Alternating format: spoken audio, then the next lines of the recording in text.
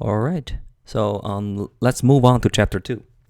So in chapter 1, we finished everything about first order differential equations. Now we want to move on again, first order, but this time we want to do systems of differential equations. Okay. So we start with number 1. Why do we need a system? That usually means sometimes we have more than variables that we care, one variable that we care about. So a very classic one is going to be the predator and prey model.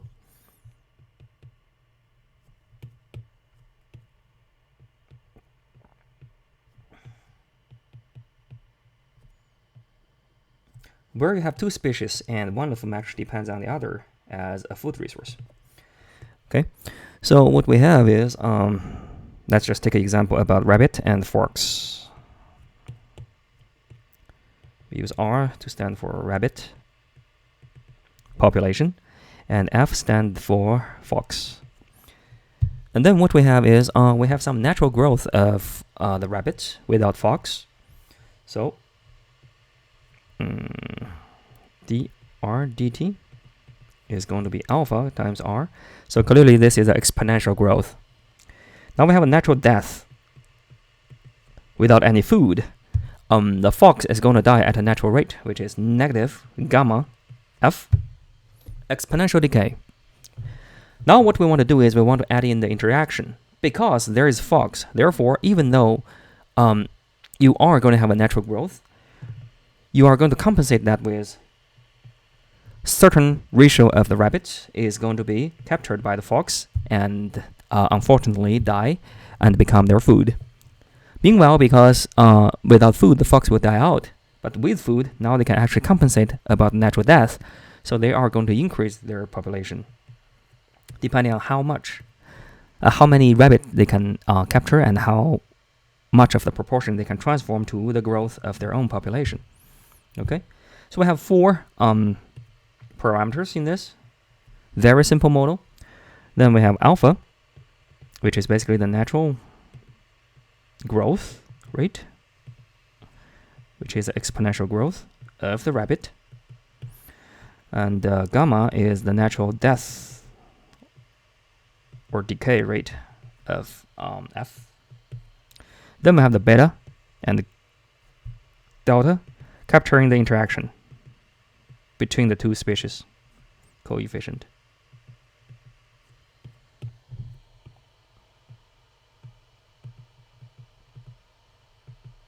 Okay, simply tells you, okay, number 1, the more rabbits, the faster they are going to be captured, and the more fox, the faster they can catch a rabbit.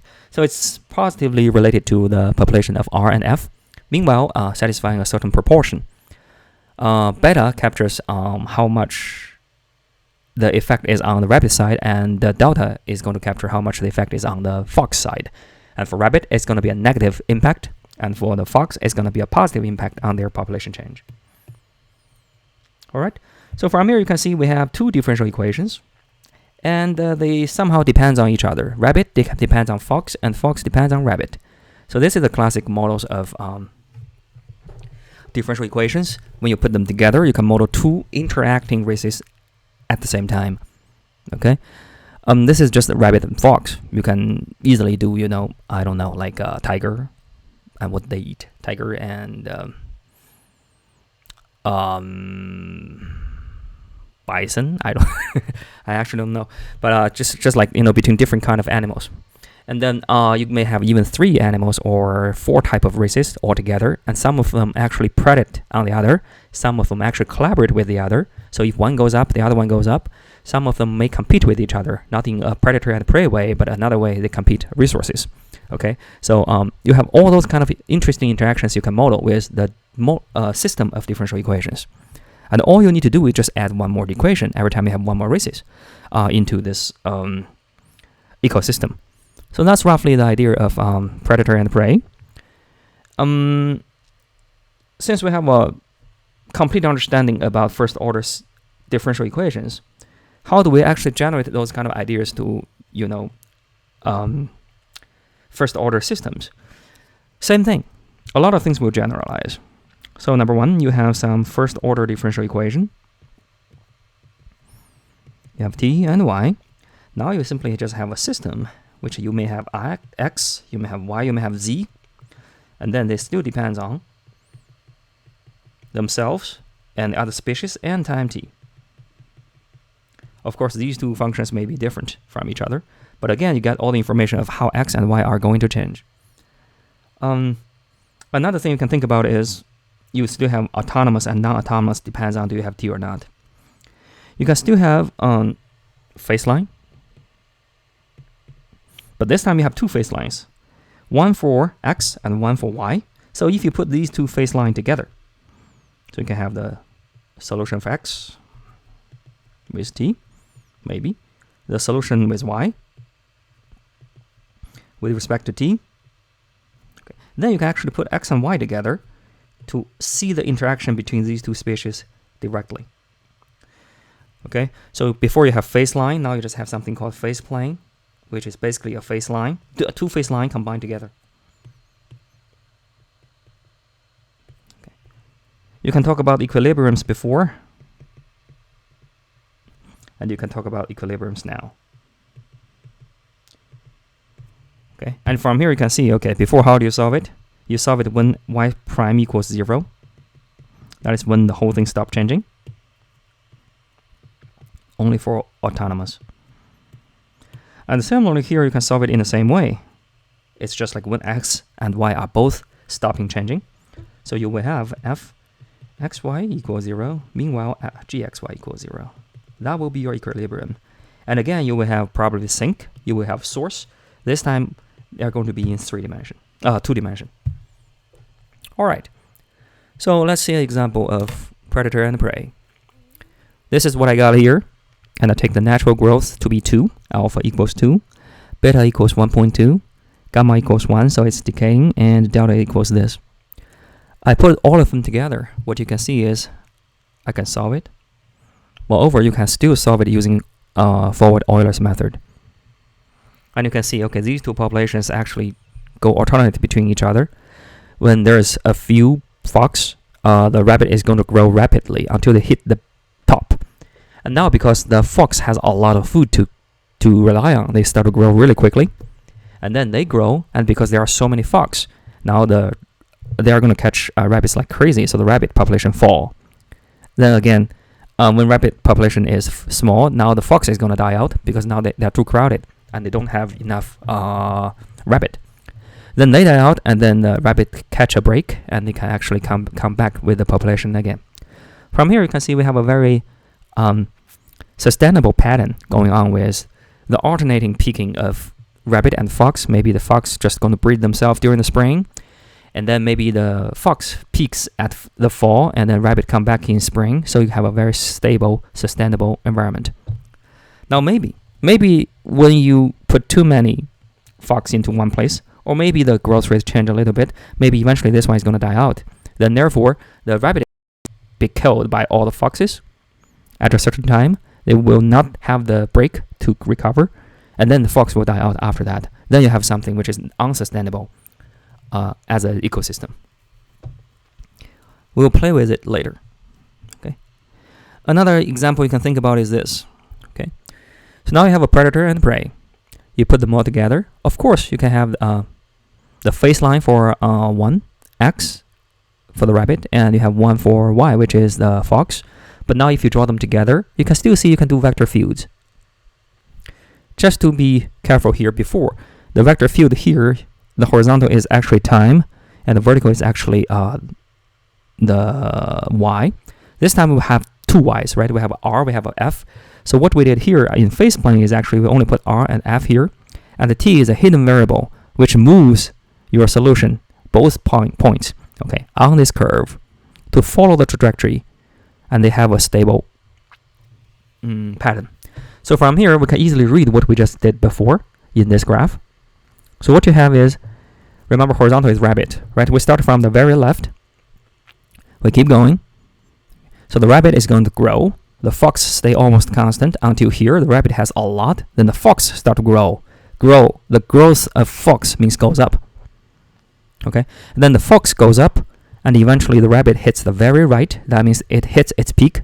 Starting from there, they're going to go left. That means, okay, the rabbit is going to start to decay. Meanwhile, the fox still grow until the top. That's where you hit the peak of the fox, and the rabbit is actually there are only a few rabbit left. And then after that, the rabbit keep decaying until the fox also decay, and just before the fox dies out, the rabbit catch a break, and they start to repeat this pattern again. Okay, so there is a different way to interpret what's going on here. If you try to see the interactions, all the alternating patterns between two models. And you can see there is a green dot I put here and a green dot put here. They are the equilibriums of the system. You start from there, you basically barely change, and that's where you achieve the balance between the rabbit and the fox, and they stay constant. You don't have to go through this kind of up and down pattern because they're just right. The part which is dying is exactly the part is saved by the part of rabbit is growing is exactly the same part which is captured by the fox. So they achieve a constant derivative which is 0. Same thing with the fox. All right. So that's something we can do when we have a model. Now, can you make yourself another model? Of course, we can modify this predator and prey. And then we can have something which is and try to see if yourself can recognize what's going on here. I'm just going to put 2r 1 minus r over 2 minus 1.2 rf df over dt equals negative f plus 0.9 rf. So it's not difficult to recognize, okay, this is still a predator prey with different alpha and beta, and the only difference is this part. So what did I replaced the exponential growth to a logistic growth. Therefore, in general, this one should be better. And what I did is actually I put a cap on how much grass there are. Therefore, even if there is no fox involved, your rabbit cannot maintain exponential growth all the time. It will eventually hit an S-curve, which is the logistic. Okay. Then put this one in.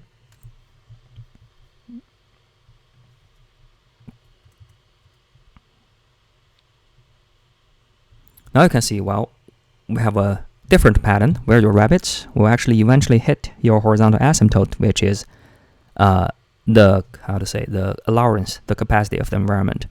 Meanwhile, no matter how you start with all the stuff I just picked here, no matter how you start with, maybe at first the thing bump a little bit, but eventually you reach a sustainable pattern. That is, you have a constant supply of rabbits, which is right at the equilibrium. Okay, that is right at the logistic growth asymptote, and lowered a little bit because you have fox there. And then, but no matter what happened, you achieve a stable pattern. You don't have those kind of seasonal patterns anymore, like here.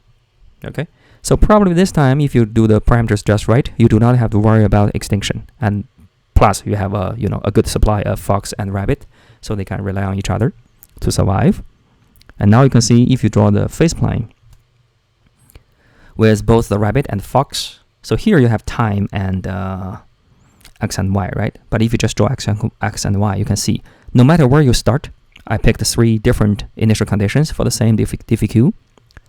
They all actually go to the final equilibrium. Therefore, that equilibrium is where those sustainable populations are. All right. So we have just seen one type of different systems of ODE, which is called predator and prey. Now, if you have multiple species, I just want to briefly mention, you can certainly have x prime, y prime, and suddenly z prime. Maybe x and y are competing with each other, so you can actually add something like alpha x, beta y. All right. And then the more y you have, the slower the x. So you can have something like gamma y.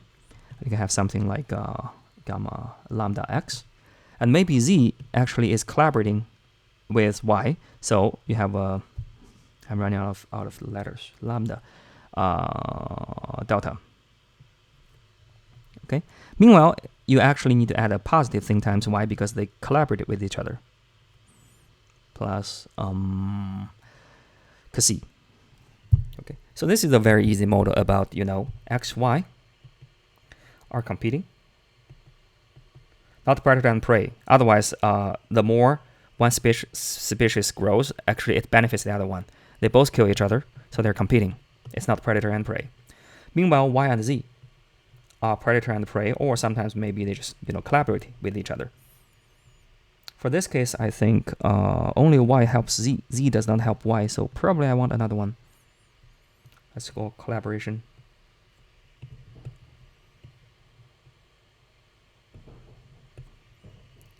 C, and then what do I have? I can have a lambda. Capital. Let's just use capital lambda. Z. Okay. So this is a very naive model to model 3 species with this kind of relationships. And of course, you can change some of them to be logistic growth. And maybe you have many more sophisticated way to describe the interactions between 2 species.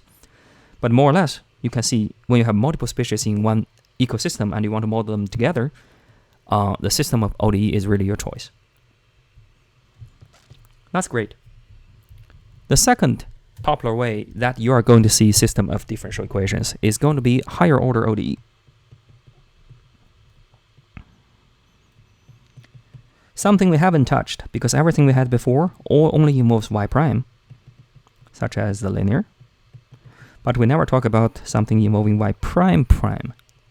And here's the reason. Let's take the harmonic oscillator example we had before. At the very beginning of the class, we talked about where we derived those kind of things. So I'm just going to write them down. Y prime prime equals negative k over m y. Okay. Certainly, this one models the displacement of a spring with no friction. So ideally, this one never lose energy. It just bounces back and forth. Now, with that in mind, how do we solve this? Well, one way to think about it is we can define a new variable because I don't like the second derivative. I want this to be the first derivative. But then you realize the acceleration is the second derivative of y, but it is the first derivative of velocity. V prime equals y prime prime. If you just let v equals y prime, then what you can write down is you can put these two things together. You have v prime equals negative k over m times y. But meanwhile, you created another variable, which is nothing but y prime. Now you can see you have the derivative of 2 variables, even though one of the variables is created by yourself. And also you have the derivatives of the 2 variables, and they depend on each other. So you can easily rewrite this one as a system of first order ODE.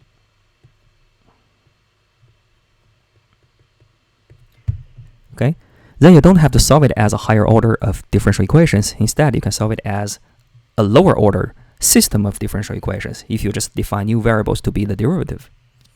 Similarly, if you have y prime prime involved, what you can do is you can define the first variable to be x, which is y prime. Okay, you can define z equals y prime prime. Then in z prime is just going to be y prime prime prime. In this way, you only need to deal with z prime when you see this. You only need to deal with x when you see y prime. So you reduce all the higher order derivatives to be new variables. So eventually all higher order ODE with one equation can be transformed by defining new variables to be a system of first order ODE.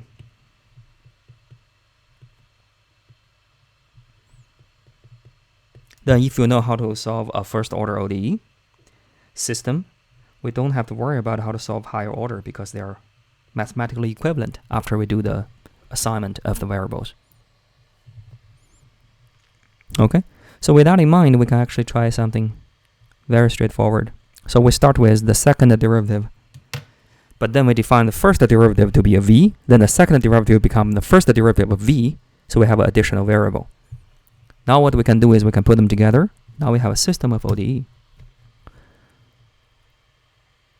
We solve it in the same way we solve the predator and prey. And now not only we have the solution, we can also think about, how to understand x and v, where x refers to the displacement and your v refers to your x prime, which is the velocity. So if you look at this, what's going on here? What's going on is at first, your x is at the very right point, and you do not have any velocity. Your velocity is 0. After that, your x is going to go to the left, and your velocity start to have a negative velocity here. So at the bottom here, you have the fastest negative velocity, but then your x bounce back. Your velocity also slow down. Okay, so you can see a back and forth of your oscillation of your displacement.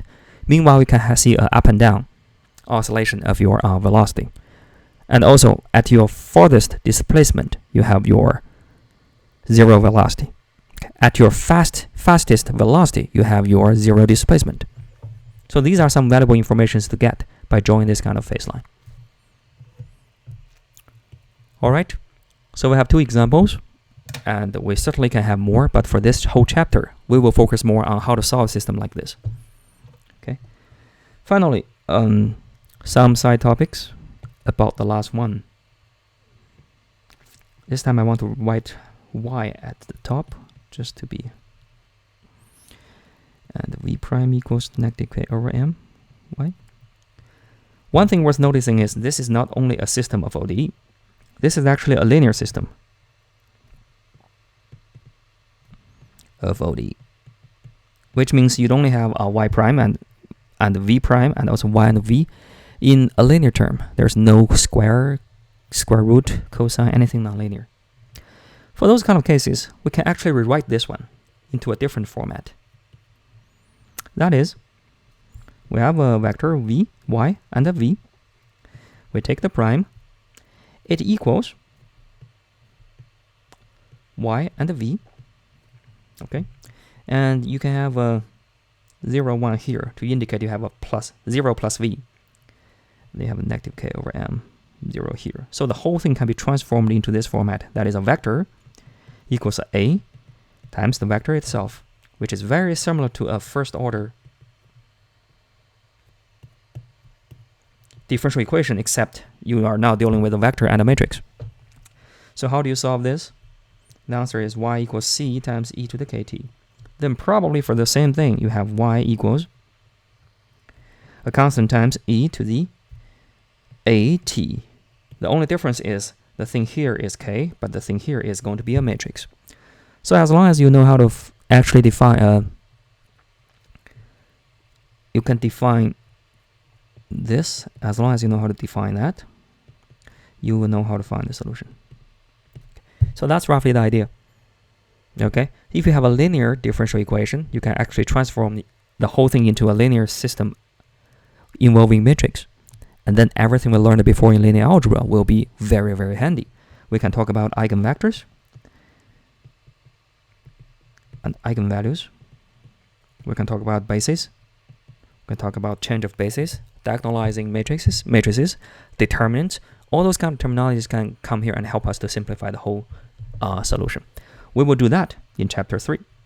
So for now, let's just focus on the system as it is, as a system of equation instead of a matrix system. Okay, that will be all for the introduction to system of differential equations.